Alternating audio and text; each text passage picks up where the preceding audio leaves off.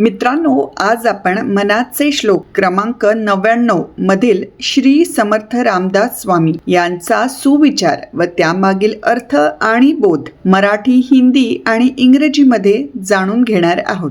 जगी धन्य वाराणसी पुण्यराशी, तये माझी आत्ता गती पूर्वजांसी.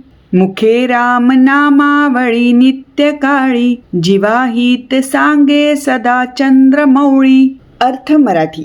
या श्लोकात रामदास स्वामींनी मनाने कसे आचरण करावे याबद्दल सांगितले आहे की जगात वाराणसी अर्थात काशी हे तीर्थक्षेत्र पुण्यक्षेत्र समजले जातं, कारण इथे भगवान शंकर यांचं वास्तव्य आहे. अशा पवित्र ठिकाणी मृत्यू पावलेल्या पूर्वजांना उत्तम गती प्राप्त होते. मनुष्याने नित्य नियमाने मुखातून राम नामाचा जप करत राहावे असा सर्वांच्या हिताचा उपदेश चंद्रमौळी अर्थात भगवान शंकर सांगतात. मित्रांनो, भगवान शंकर ही अशी दैवी शक्ती आहे ज्यांच्या केवळ वास्तव्याने मनुष्याला मोक्ष गती प्राप्त होते.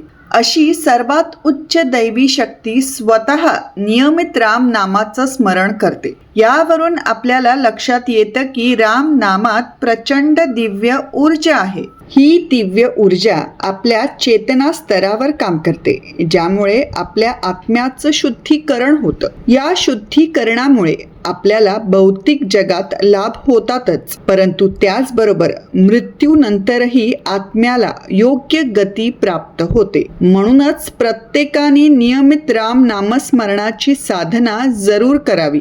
अर्थ हिंदी.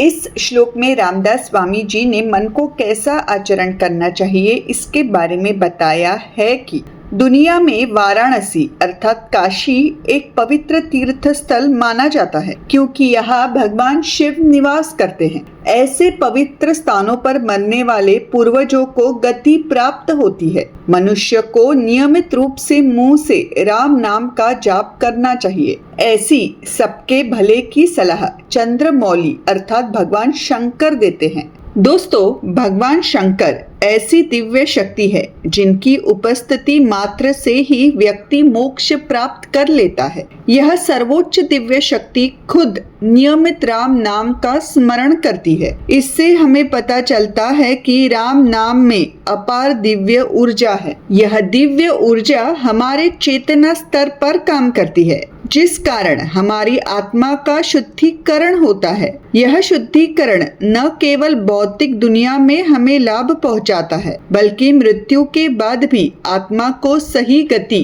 प्राप्त करने में मदद करता है. इसलिए सभी को नियमित राम नाम स्मरण की साधना करनी चाहिए. In this shloka, Ramdas Swamiji has talked about how the mind should behave. He says, Varanasi, also known as Kashi, is considered a sacred pilgrimage site in the world because Lord Shiva resides there. Ancestors who passed away at such sacred places attain spiritual liberation. One should regularly chant the name of Ram. It is Chandramoli, that is Lord Shankar, gives this advice for the well-being of all.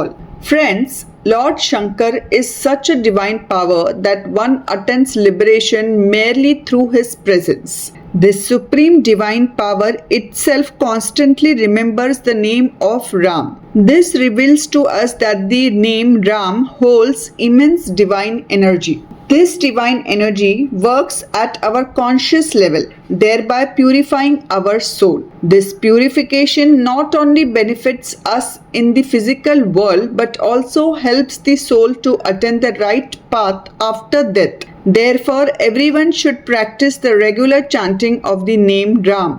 तर मित्रांनो, आजचा हा video तुम्हाला आवडला असल्यास हे संस्कार व सुविचार लोकांपर्यंत पोहोचवण्याकरिता तो नक्की शेअर करा आणि मैत्री दोस्ती कॉर्नर हे चॅनल जरूर सबस्क्राईब करा. धन्यवाद. राम कृष्ण हरी.